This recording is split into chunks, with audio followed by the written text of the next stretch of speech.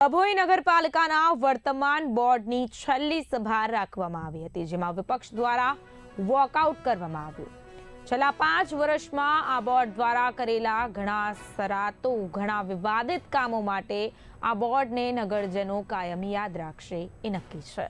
વર્તમાન બોર્ડના સમયમાં નગરજનોને નવું દક્ષિણાભિમુખ એવું યમ દ્વારી અદ્યતન પાલિકા ભવન પ્રાપ્ત થયું છે. સાથે સાથે નગરમાં સ્પોર્ટ્સ સંકુલનું ભવ્ય કહી શકાય તેવું દર્ભાવતી સ્પોર્ટ્સ સંકુલ પણ પ્રાપ્ત થયું છે.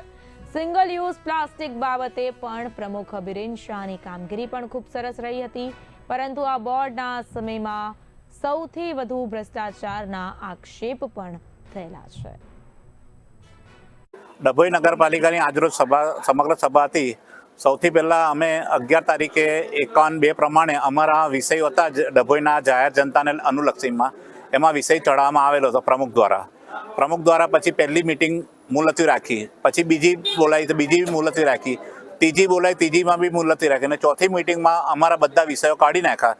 ખરેખર નિયમ મુજબ 51(3)(11) મુજબ કોઈપણ સમગ્ર સભા મુલતવી રહેલી હોય તો એ સમગ્ર સભા મુલતવી રહેલા વિષયો જ ચર્ચા થાય, બીજો નવા કાઢી મૂકી ના શકે અને જૂના કાઢી ના શકે.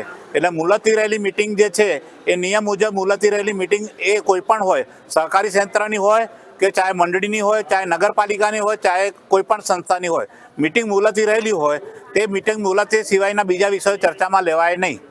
તેમ છતાંય આ લોકો બહુમતીની જોડે અમારી દરખાસ્ત કાઢી નાખી છે. અમે હવે આગળ નિયમ મુજબ કોર્ટના રાય આગળ જઈશું. સહમતિ આપી છે કે નહીં, બહાલ આપી છે કે શું કર્યું? અમે વિરોધ કરીને વોકઆઉટ. મિટિંગ જ્યારે ઇલીગલ છે તેનો કોઈ આગળ ચલાવવાનું રહેતું જ નથી. એનું કારણ 51(11) મુજબ કોઈ પણ મિટિંગ મુલતવી રહેલી હોય એ મિટિંગમાં મુલતવી રહેલા વિષયનો જ ચર્ચા થાય, નવા કોઈ વિષય લઈ નહીં શકતા અને જૂના કોઈ કાઢી નહીં શકતા.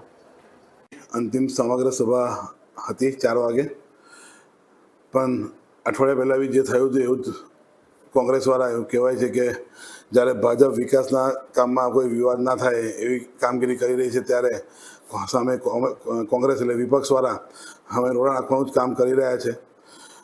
એક ઉદાહરણ તરીકે એવું કહીશ તમને કે 10 દિવસ પહેલાં 15 દિવસ પહેલાં જનભાગીદારીથી ધારાસભ્યશ્રીની ગ્રાન્ટમાંથી જે રોડના કામો સોસાયટી વિસ્તારમાં થવાના હતા, જેમાં 8 થી 10 સોસાયટીના કામો લેવાના હતા, જે વર્ષો જૂની સોસાયટી છે, 15-15, 20-20 વર્ષ જૂની, જેમાં અમે ફરતો ઠરાવ મૂક્યો હતો, જેમાં અમે એમને વારંવાર ફોન કરીને કીધું હતું કે તમે કાં તો ટેકામાં સહી કરો, કાં તો તટસ્થ રહો, કાં તો વિરોધમાં સહી કરો.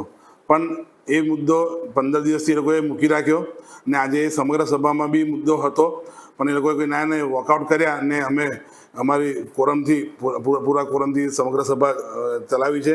એમના 2 વિષય જે નહોતા લીધા એના કારણે લોકોએ સભાનો બહાર નીકળી ગયા હતા અને એનો વિરોધ નહોતો આવ્યો હતો. એજન્ડામાં તારીખ તો 2025 લખાઈ ગયો હતું, એમાં એજન્ડો ચેન્જ થયો હતો. બાકી બીજો કોઈ વિષયો નહોતા, નોર્મલ વિષય જે હતા જે કેન્સલ કર્યા હતા અમે, કે જે ગટરના કોઈ કનેક્શન લેતું હોય સોસાયટીમાં, કોઈ ગામમાં વિસ્તારમાં જે ખાડો જે પડતો હોય એમાં સીસી પુરાણનું ઠીંગરા ટૂંકમાં મારવાનું હોય, તે કામ અમે મૌખિક જ કીધું હતું કે રિસર્ફેસિંગની ગ્રાન્ટ આવે એમાંથી કરી દેવા છે. એટલે એમાં એટલો મોટો વિષય હતો કે જે એજન્ડામાં લેવું પડે, પણ એ વિપક્ષ અમારી વાત સમજી ના શકીને એમને વોકઆઉટ કર્યો.